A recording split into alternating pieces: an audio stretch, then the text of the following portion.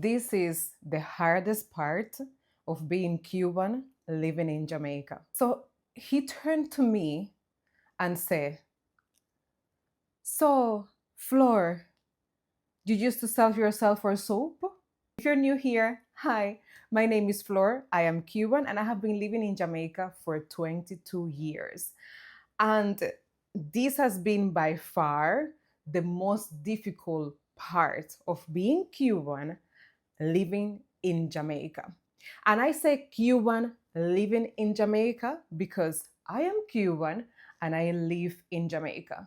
The experiences that I'm about to share with you, my story that I'm about to share with you, it's not unique to a Cuban, and it's not unique to Jamaica, and it's not unique to a Cuban living in Jamaica.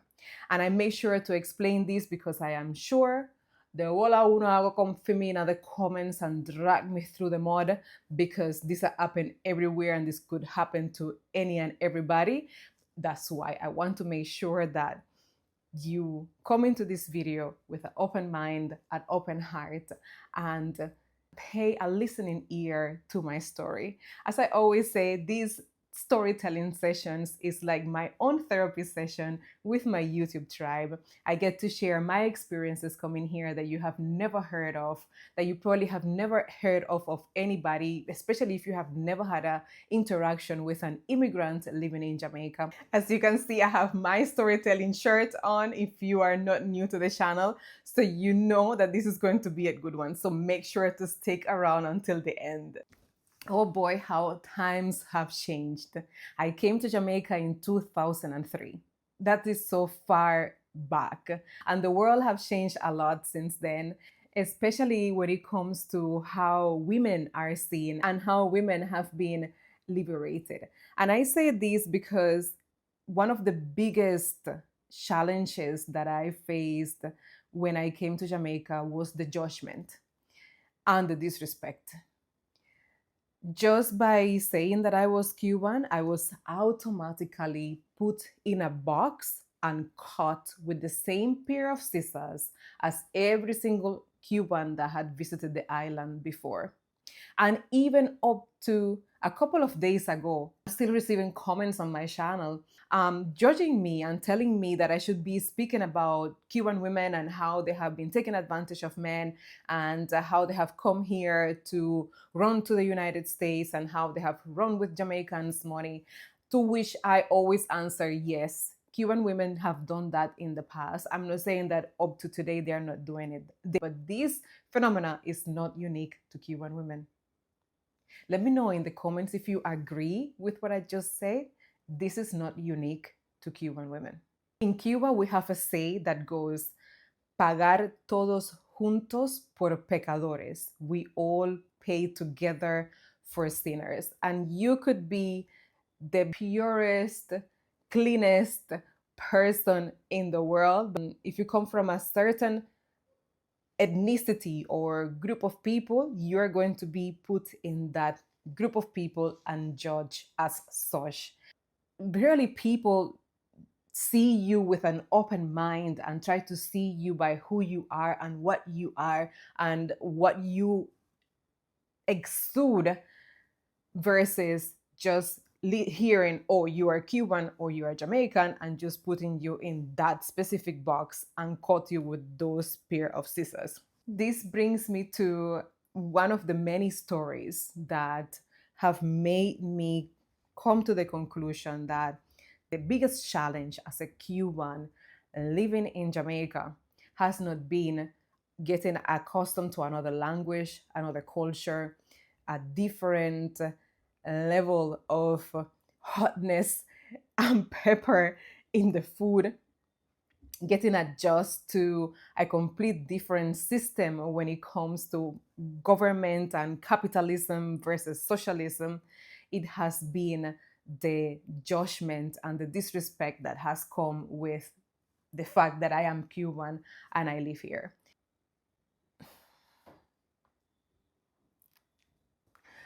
Ooh, this is so difficult. I don't even know how to start. Why am I getting like this? This happened so many years ago. This happened so many years ago. but I'm going to share with you. I'm I'm going to share the story with you. Um, and you can laugh at me at the end if you want in the comments and say, "Oh, girl, that's nothing." Let's set the scenario as of what happened and how we got there, how we got to this conversation. I have made videos before explaining that there is a certain type of Cuban women who will be with men for interest, women who are with tourists or men from other countries for monetary gain. There's a word for that I am not going to mention here. Use your imagination. Those women don't have a tariff, they don't have a set price. They become your girlfriends and then get benefits from being your girlfriend without asking you directly for funds. I am going to be linking that video in the description below so you get some context. Those women existed in Cuba highly from the early 90s up to the early 2000s, and up to today you still have those women in Cuba, young girls as well, who are in those relationships for monetary gains without having a tariff, especially um, girls of my ethnicity, mixed girls, black girls are the most popular ones to be doing these sort of things. So of course, once you have my ethnicity in Cuba, you are placed in that box as well. I have been suffering from this judgment since I was very young. And I thought that this was something exclusive to Cubans. But when I came to Jamaica, I learned the hard way that it was not, because I suffered this type of judgment from family members of my husband, um, from strangers, from government workers. If you want to watch my video on how I got my citizenship, I'm also going to be linking that in the description down below so you get more context of my background. And this story that I'm going to share with you, I have never shared it before because it was a very difficult time in my life. Although I have been living in Jamaica for almost a year when this happened, and I have been together with my husband for 2 years, it was very clear at that time, at least for me, who I was and who I wanted to become. And at that time, I was my husband's wife. That is who I was. I was sticking by him, supporting him. At this point, I had already abandoned my dancing career, which, by the way, was another way of people to judge me. When I said that I was a dancer, the first thing that came to mind was a exotic dancer, as if that was the only form of dance that there was in the world. So I always had to explain. If anybody asks my profession, I always had to explain what type of dance it was. Sometimes I even had to demonstrate a couple of steps for them to believe me the type of dance it was. So it was a very judgmental period. And I think this is one of the reasons why, since the insertion of social media, I have made such an effort to take control of my narrative, because this is the only way that I have to sort of like patch off the roof before it starts raining, so that people say, oh, she's Cuban. Okay. But some of them are different. They're not all the same. And I know multiple Cuban women who are here, who are an absolute powerhouse, who have stand by their men for years. Cuban women who have been here even from before I came to Jamaica, who are still married to the same man, who have never left Jamaica to go to the United States. But we never hear of them. We never hear from them. Those stories are not shared. And I am here to share my story and let you know that I am not unique. And there are dozens, maybe more, Cuban women out there who are in love with a Jamaican man and who had no interest on getting their bag. Okay, I think I have warmed up a little bit so that I can tell you the story of this major incident that happened.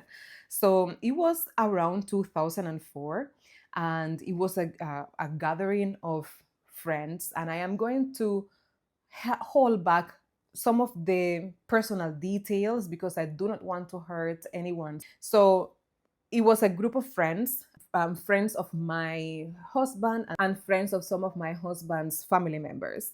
And we were having a very casual conversation, but a friend of ours from Cuba, who is a foreigner, just happened to move to Kingston. And he was sharing his experiences and his stories on how he interacted with girls in Cuba. And he was also sharing how difficult the situation in Cuba was, up to the point where sometimes they will have relations with girls and they would not ask for cash or anything like that. They will basically like barter with hygiene products like shampoo and soap.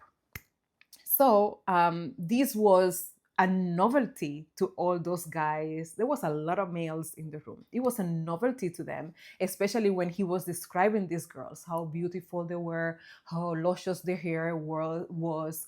And they're looking at him and they are listening to these stories and the exchange for their services at that time, which is a very difficult thing to share in every single angle because it is someone's struggle. It is not understanding how difficult, not trying to justify their actions, but it's very difficult for anybody from another country to understand the struggles of a Cuban, especially the struggles of a Cuban back in the late 90s, early 2000s, when we had absolutely nothing, when our commander in chief came on television and said, people, this is option zero.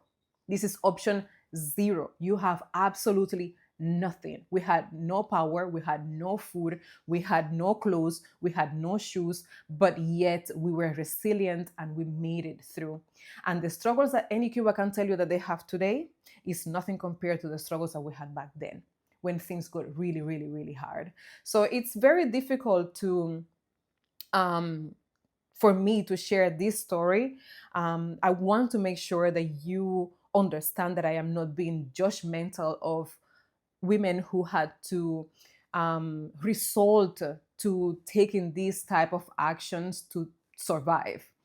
And also our friend, when he was sharing the story, he was sharing the story from that point of view also, like saying, yo, things in Cuba so hard that these girls, they didn't even have to, because even if they had asked him for money, they couldn't even do anything with the money, because back then, from the period in which he was telling the story of, the US dollar was penalized in Cuba, and you could go to prison if you were found with US dollars and you had no use for money. Bartering was king. I remember my auntie making tops and dresses and taking it to the country and coming back with bags of beans and rice, because money had absolutely no use. So, of course, there is a Cuban in the room. Of course, there is a brown skin young, I was maybe 21 at that time, in the room. And of course, one guy that was just introduced into the group by a close family member turned to me, like just like that. So, Flor, you used to sell yourself for soap?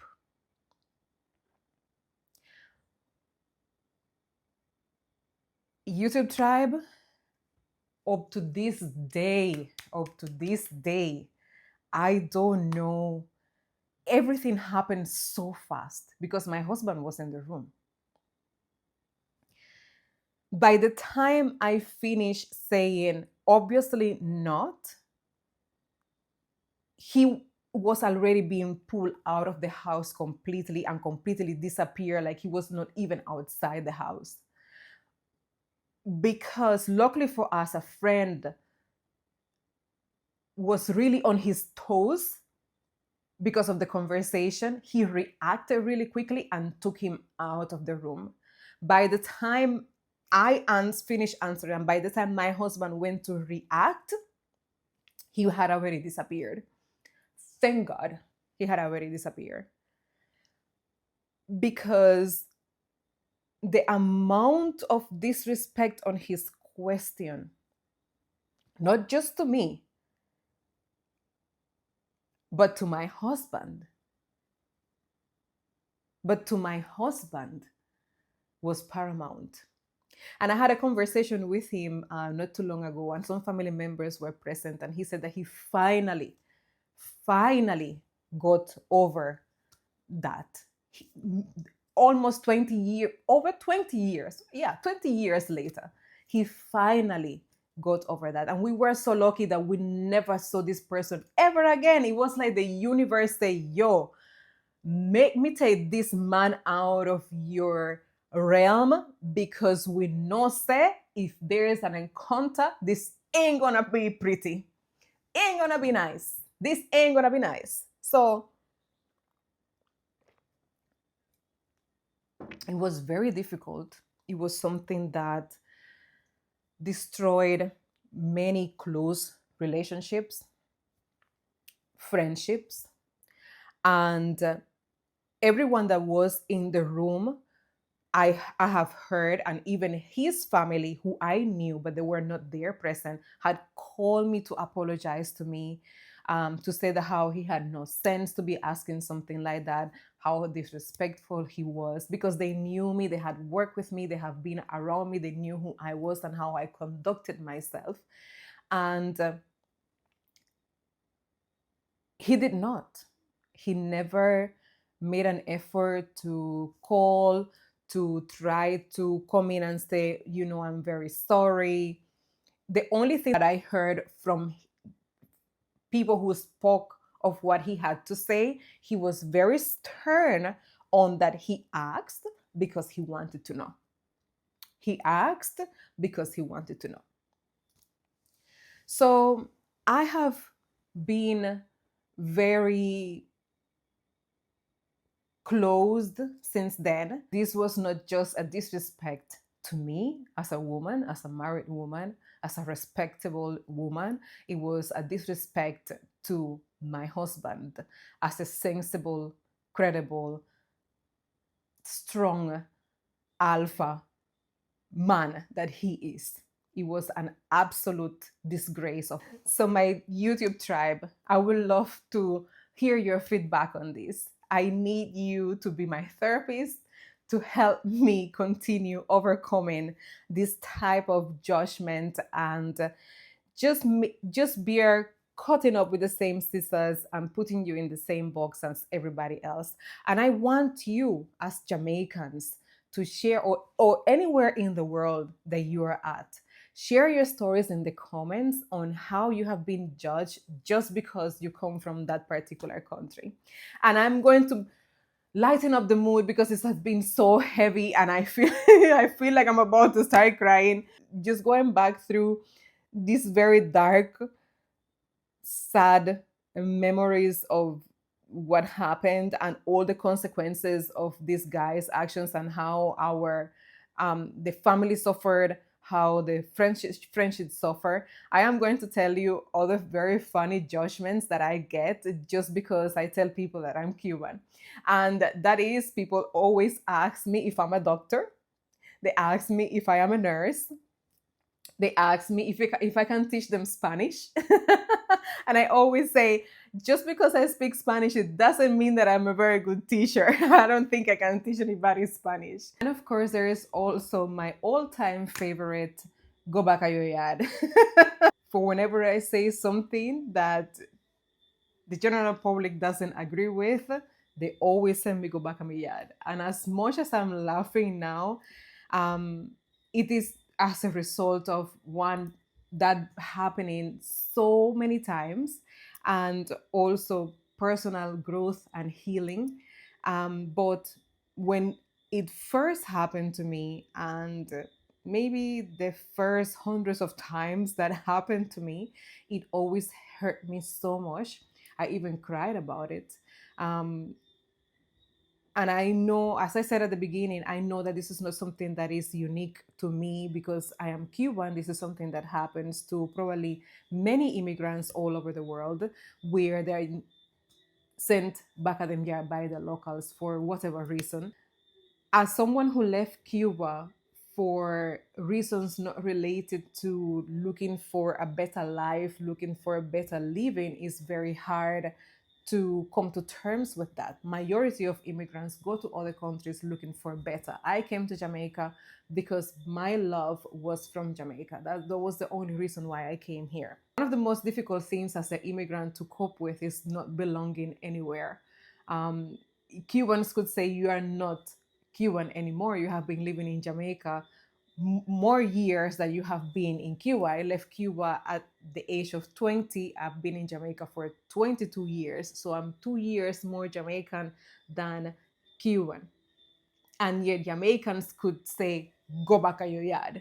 So I am somewhere floating in the middle, in the immigrant realm of you don't belong anywhere. And that's one of the reasons why that statement, that phrase, hurt me so much. Now I can laugh about it, um, and not think too deeply of it. People will say what they will say, and it doesn't really mean that literally. I like to take it that way. I am not unique, and my story is not unique. So I would love for you to share yours in the comments so I don't feel so alone.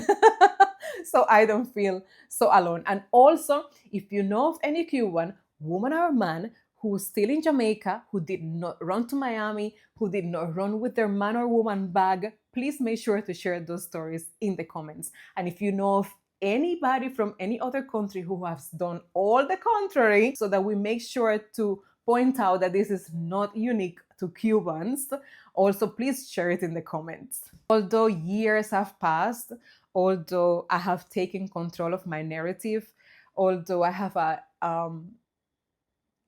somewhat solid social media presence, I still suffer from judgment and disrespect, just because I am Cuban and I live in Jamaica. And I am so grateful for all of you who have supported me, who have shown your love and your somewhat even gratitude for me, for sharing my experiences, for sharing my content. Up to this day,